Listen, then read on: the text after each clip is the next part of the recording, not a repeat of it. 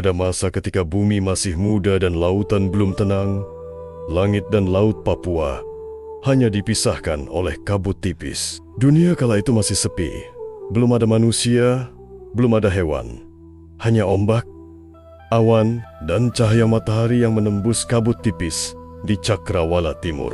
Dari kejauhan, di antara gelombang biru yang berkilau, muncullah dua sosok bersaudara, Mansinam dan Mansren. Mereka bukan manusia biasa, melainkan utusan dari langit dikirim untuk memberi kehidupan di tanah yang masih kosong itu. Mereka menunggang seekor burung raksasa berwarna merah dan emas, terbang di atas lautan hingga tiba di sebuah teluk yang indah, yang kini dikenal sebagai Teluk Doreri, Manokwari.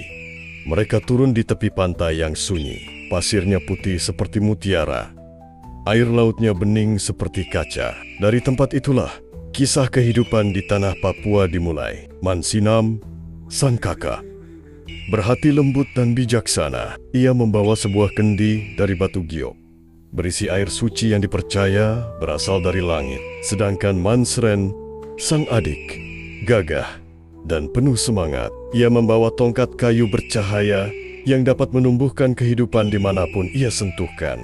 Ketika mereka berjalan di pantai, Mansinam menuangkan air dari kendi itu ke tanah, dan keajaiban terjadi. Dari pasir muncul rumput hijau, bunga liar, pepohonan, dan suara burung pertama yang berkicau di angin pagi. Dari sentuhan tongkat Mansren, muncullah sungai-sungai kecil yang mengalir ke lembah, membawa air segar ke seluruh daratan. Hari demi hari, tanah itu berubah menjadi subur, hutan tumbuh, air terjun mengalir, dan udara dipenuhi suara kehidupan. Namun, keduanya sadar bahwa tanah itu masih sunyi tanpa penghuni.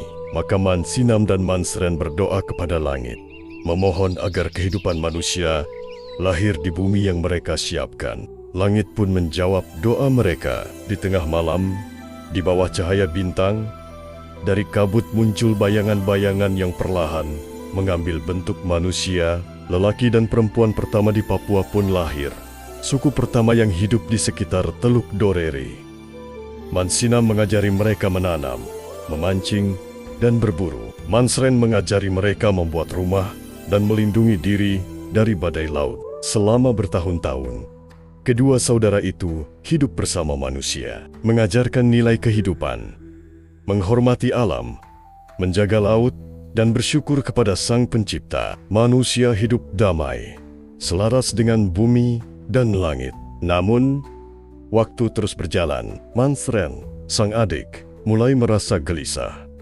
Ia ingin menjelajahi dunia yang lebih luas. Ia berkata kepada kakaknya bahwa ia akan pergi jauh ke timur, mencari tanah baru untuk menebarkan kehidupan. Mansinam tahu itu adalah takdir mereka.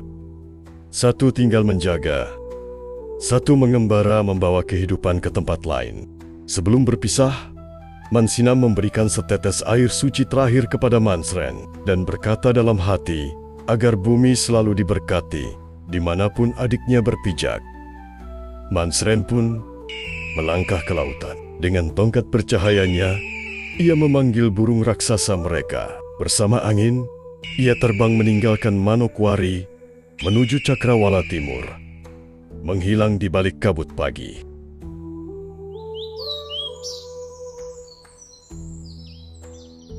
Mansinam tetap tinggal di Teluk Doreri. Ia menjaga manusia pertama, mengajarkan mereka doa, dan menjadi simbol kebijaksanaan. Dari sinilah kehidupan di tanah Papua terus berkembang, generasi demi generasi. Penduduk setempat percaya bahwa suara burung cendrawasih yang berkicau di pagi hari adalah tanda bahwa Mansren masih mengawasi dari jauh, terbang di antara awan, menjaga saudaranya dan seluruh bumi Papua.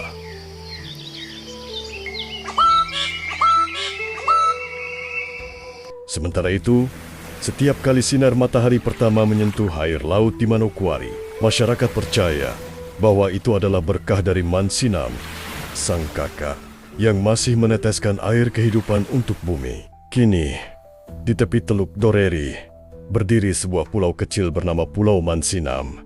Dianggap suci oleh masyarakat setempat. Di sanalah legenda dua bersaudara ini tetap hidup dalam doa dan keyakinan orang Papua bahwa kehidupan datang dari cinta, kerjasama, dan pengorbanan dua saudara yang diutus langit untuk membangun dunia